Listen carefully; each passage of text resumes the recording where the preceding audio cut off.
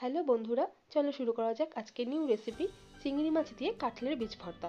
এর জন্য প্রথমে কাঁঠালের বীজগুলোকে রোদে ভালো করে শুকিয়ে নিয়ে শিলনোড়াতে ফাটিয়ে নিচ্ছি। এর ফলে খোসা ছাড়ানো খুব সহজ হয়। এরপর খোসা ছাড়ানো কাঁঠালের বীজগুলো প্রেসার কুকারে নিয়ে অল্প জল দিয়ে সেদ্ধ করে নিচ্ছি।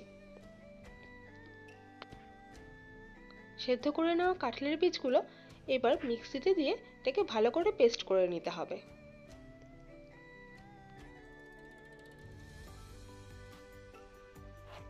চিংড়ি মাছগুলোকে আগে থেকে হালকা করে ভেজে রেখেছি।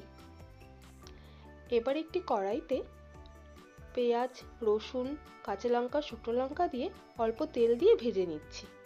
এর সাথে এবার হালকা করে ভেজে রাখা চিংড়ি মাছগুলো দিয়ে দিলাম, দিয়ে একে ভালো করে ভেজে নেব।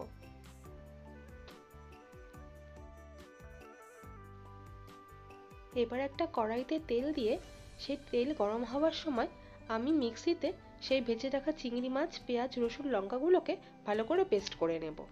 কড়াইতে আগে থেকে করে রাখা কাঁঠালের বীজের পেস্টটা দিয়ে দেব, দিয়ে ভালো করে ভাজবো। এবার তার সাথে চিংড়ি মাছের পেস্টটাও দিয়ে দেব, দিয়ে দুটোকে ভালো করে ভাজবো। ভাজা হয়ে গেলে তৈরি হয়ে যাবে আমাদের সেই টেস্টি চিংড়ি মাছ দিয়ে কাঁঠালের বীজ ভর্তা। আপনাদের এই রেসিপিটি কেমন লাগলো আমাদেরকে অবশ্যই জানাবেন, আর আমাদের চ্যানেলটি লাইক, কমেন্ট অ্যান্ড সাবস্ক্রাইব করবেন। Thank you.